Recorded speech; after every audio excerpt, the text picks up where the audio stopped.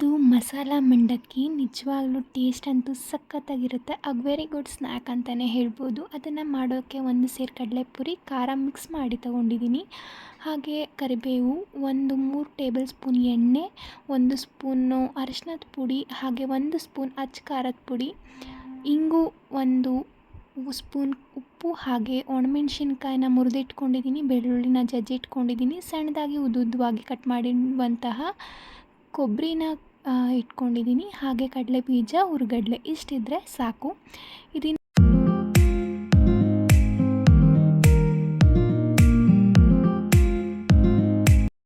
ಒಂದು ಬಾಣಲಿ ಬಿಸಿ ಆದಮೇಲೆ 3 ಟೇಬಲ್ ಸ್ಪೂನ್ ಎಣ್ಣೆನ ಹಾಕಿ, ಎಣ್ಣೆ ಕಾದ ನಂತರ ನಾವೇನು ಕಡಲೆ ಬೀಜ ಇಟ್ಕೊಂಡಿದ್ವಿ ಆ ಕಡಲೆ ಬೀಜನ ಆ್ಯಡ್ ಮಾಡಿಕೊಂಡು ಚೆನ್ನಾಗಿ ಫ್ರೈ ಮಾಡ್ಕೋತಾ ಇದ್ದೀನಿ. ಒಂದು 2 ನಿಮಿಷ ಲೋ ಫ್ಲೇಮಲ್ಲಿ ಫ್ರೈ ಮಾಡಿದ ನಂತರ ಹುರ್ಗಡ್ಲೆನ ಆ್ಯಡ್ ಮಾಡ್ಕೋಬೇಕು.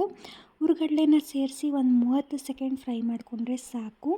ನಂತರ ನಾನು ಆವಾಗಲೇ ಉದ್ದುದ್ದವಾಗಿ ಕಟ್ ಮಾಡಿರುವಂತಹ ಕೊಬ್ಬರಿನ ಆ್ಯಡ್ ಮಾಡಿಕೊಂಡು ಚೆನ್ನಾಗಿ ಫ್ರೈ ಮಾಡ್ಕೋತಾ ಇದ್ದೀನಿ. ಕೊಬ್ಬರಿ ಕಲರ್ ಚೇಂಜ್ ಆಗೋವರೆಗೂ ಚೆನ್ನಾಗಿ ಫ್ರೈ ಮಾಡ್ಕೋಬೇಕು.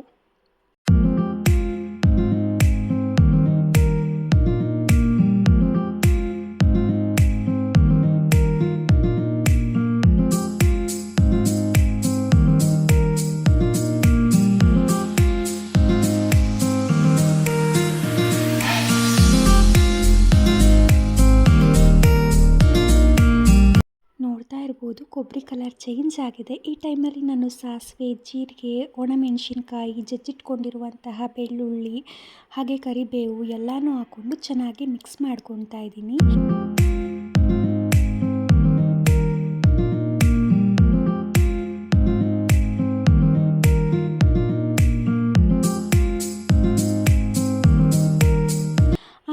ನಾನು ಗ್ಯಾಸ್ ಸ್ಟವ್ನ ಆಫ್ ಮಾಡಿ ಅಚ್ಚ ಖಾರದ ಪುಡಿ, ಅರಿಶಿನದ ಪುಡಿ ಹಾಗೆ ಉಪ್ಪನ್ನ ಸೇರಿಸಿ ಮತ್ತೆ ಚೆನ್ನಾಗಿ ಮಿಕ್ಸ್ ಮಾಡ್ಕೋತಾ ಇದ್ದೀನಿ.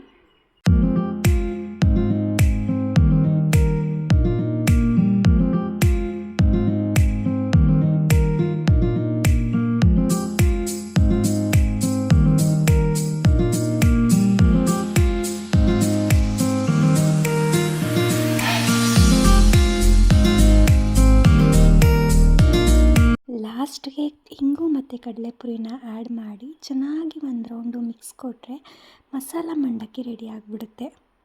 ಇದನ್ನು ಜಾಸ್ತಿ ಮಾಡಿ 1 ತಿಂಗಳು ತನಕನೂ ಕೂಡ ಸ್ಟೋರ್ ಮಾಡ್ಕೊಂಡು ಇಟ್ಕೋಬೋದು. ಏನೂ ಹಾಳಾಗಲ್ಲ. ಏರ್ ಟೈಟ್ ಬಾಕ್ಸಲ್ಲಿ ಹಾಕಿಟ್ಬಿಟ್ರೆ ನಿಜವಾಗ್ಲೂ ಕಾಫಿ, ಟೀ ಜೊತೆಗೆಲ್ಲ ತಿನ್ನೋಕ್ಕೆ ಸಖತ್ತಾಗಿರುತ್ತೆ. ನೀವು ಕೂಡ ಟ್ರೈ ಮಾಡಿ, ಹೇಗೆ ಬಂತು ಅಂತ ಕಾಮೆಂಟಲ್ಲಿ ತಿಳಿಸಿ. Thank you so much.